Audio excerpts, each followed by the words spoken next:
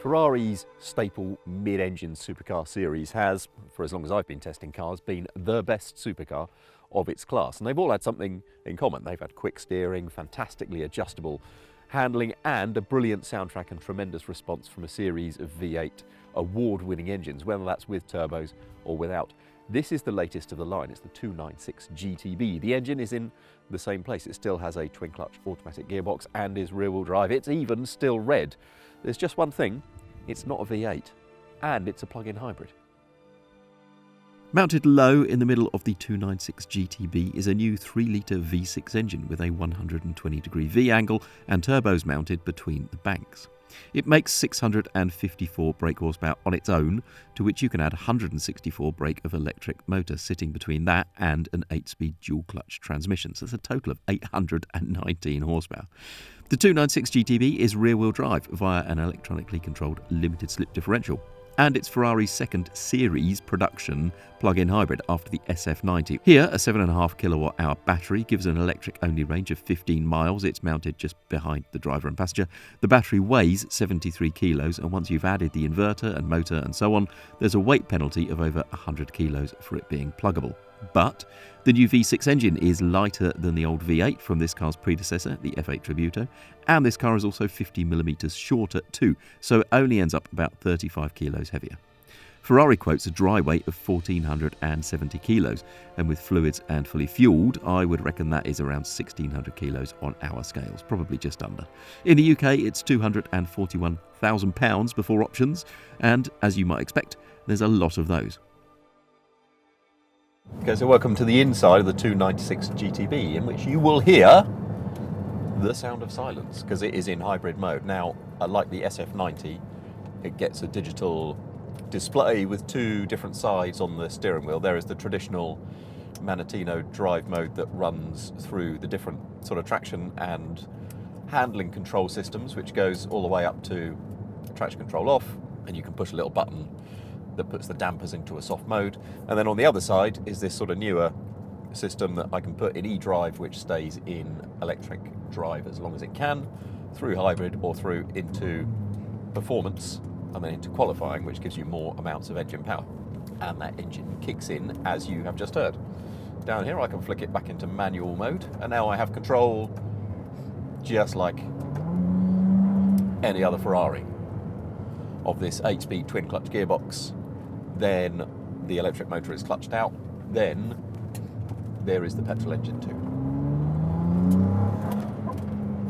Now there's what they call a hot tube, and I want you to listen over the next few minutes to the sound of this engine.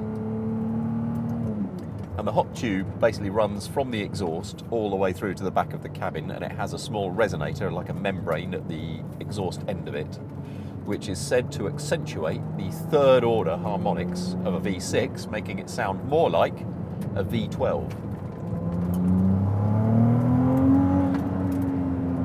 And you know what? I think they might be right.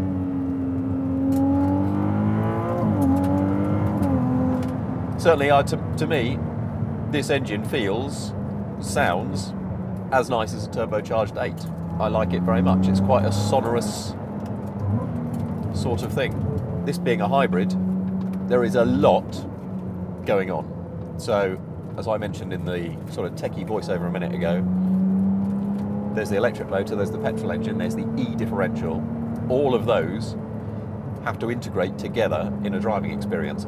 Then you can add electric power steering for the first time and a completely brake-by-wire braking system, which doesn't have a physical hydraulic link from the brake pedal through to the discs. So all of it could feel, if it wasn't set up really well, it could feel very digital. And I think if you set it up badly, if Ferrari had set it up badly, you could get a car that wasn't necessarily engaging and rewarding to drive. So let's see, we'll go for a bit of a drive on this road and then have a drive on track later, which is a different way around to how we usually do things with Ferrari. Usually we go to the factory, have a quick drive at Fiorano, Ferrari's own test track, and then head off onto the road. The reasons we've not done that is because it's February and the weather is not good enough in Maranello, particularly to get heat into the Cup R tyres, which are optional, which I'll come to later when we have a drive on circuit. So meantime, this is a really lovely stretch of road.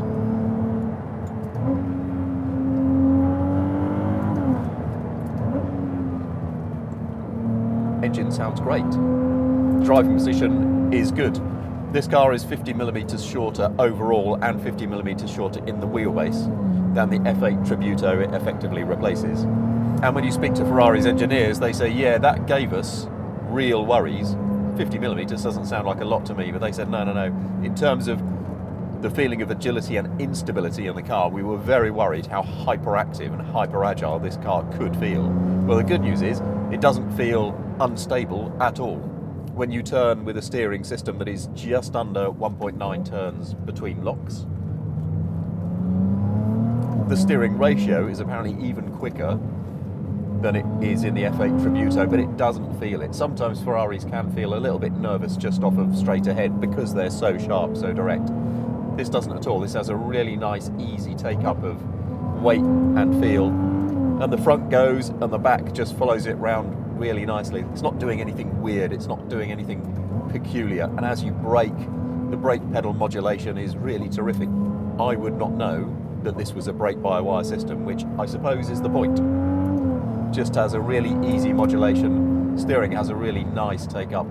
Throttle response is good, and it's metering out what's happening with both this engine and also the electric motor, but in a really sort of linear way that you're unaware, largely, that there's anything going on other than those lovely mechanical systems that we've come to expect from a mid-engined entry spec Ferrari.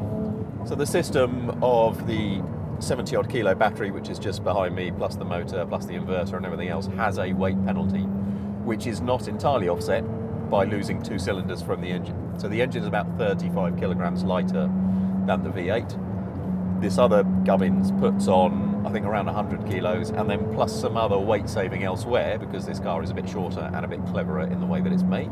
Overall, it weighs about 35 kilos more than an F8 Tributo. Doesn't necessarily feel any heavier, and I would have to be digging a long way back into my memory to think if this car feels heavier than mid-engined Ferraris of old. I want to say that something like a 458 Speciale is still, just because of the way the engine screams, just because of how light and wild it feels, that's still kind of my benchmark pinnacle mid-engine Ferrari. But this is terrific. This is really good. It integrates a lot of tech which kind of Ferrari has got to have, and there will be towns and cities where you've just got to have it, and legislation says you've just got to be able to drive in electric mode for a long time. To integrate all of that into a car that is certainly on this feeling, I'll try it on track in a minute and know for sure, at least as good, if not better, than an F8 Tributo.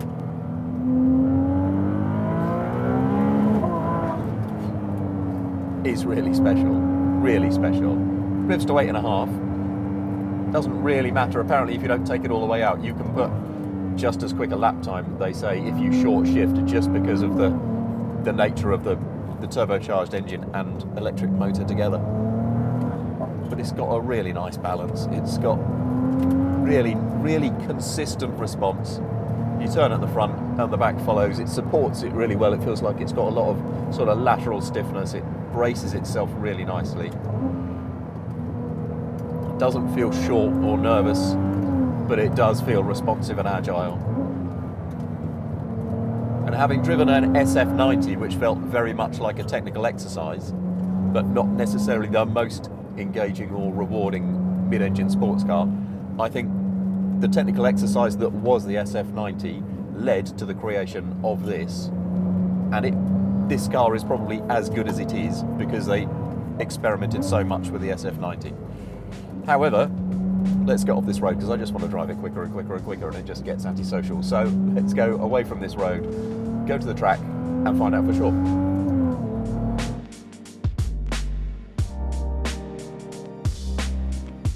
Right, so welcome to the inside on a racetrack, which is the Circuit Monte Blanco, which is in the south of Spain. And one of the reasons we're in the south of Spain, not at Fiorano, is because the weather in that part of Italy in winter is not warm enough to get the heat into the Michelin Pilot Sport Cup 2R tyres that are fitted to this vehicle.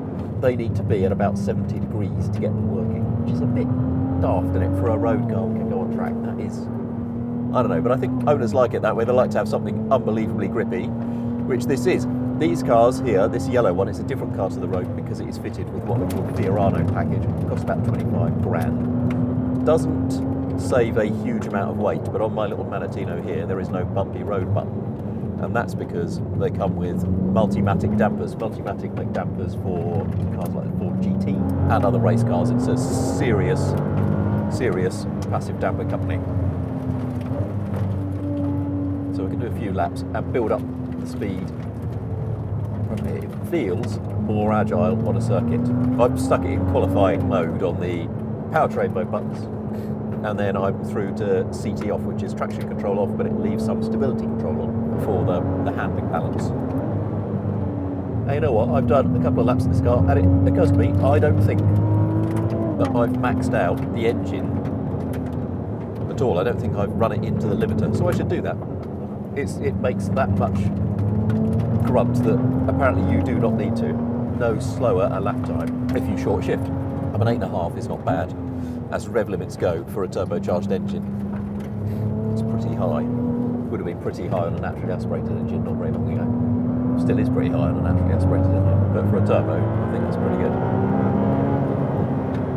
They do let those high harmonics through, no question.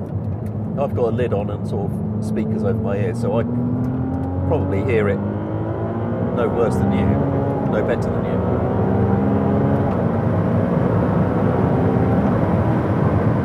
It really punches through the upshifts.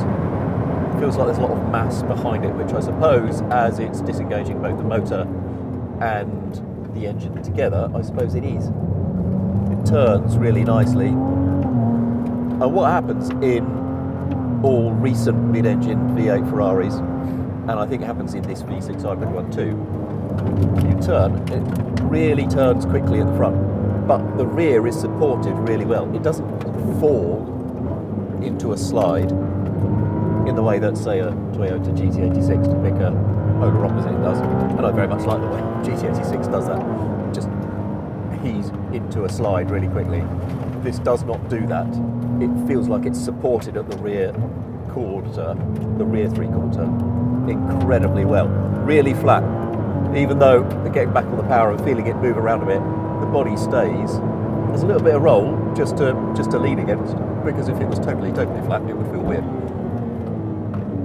Even so, as I turn, there it is. And when you get back on the power, it just supports it really beautifully. And because I've got traction off and not whole stability off, it just slides around up to a nice, agreeable, easy limit.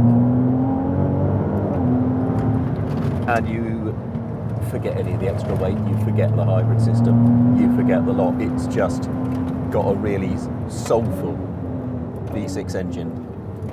Really quick handling. Steering feels lighter on circuit, which is weird, but I think maybe it's just because all of the other, everything else that's going on is more physical and the steering is the same, or whether it's just because the tyres are sort of skipping around and moving on the circuit more. But it comes alive with road feel and response, and you feel exactly what the back is up to when that moves.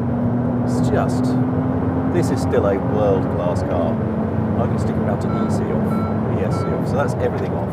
Downshifts are still fantastic. So now I'm on my own when it slides. Just meter out exactly what you need. I mean, it's so much power that you would think a car like this could feel nervous, but it does not. It does not at all. It just has that playability and the controllability. It's not alone here. You know, its predecessor, the FA, had that, and the 488 before that.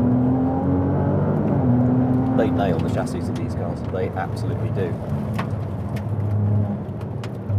And you know what? I think they've probably done it again. So thanks for joining me. There are other Ferrari vids on this channel. There's other reviews at autocar.co.uk and in the mag, news agents, etc. But if you subscribe, click the bell icon, you will never miss one of our vids. Thanks for joining us, and I'll see you next time.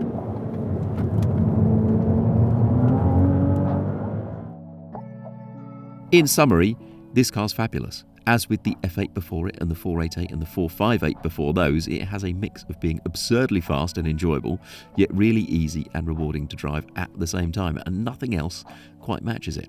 We'll do more with the 296 GTB later in the year too. When we get it in the UK, we'll try it alongside some rivals, so stay tuned, and until then, thanks for joining us.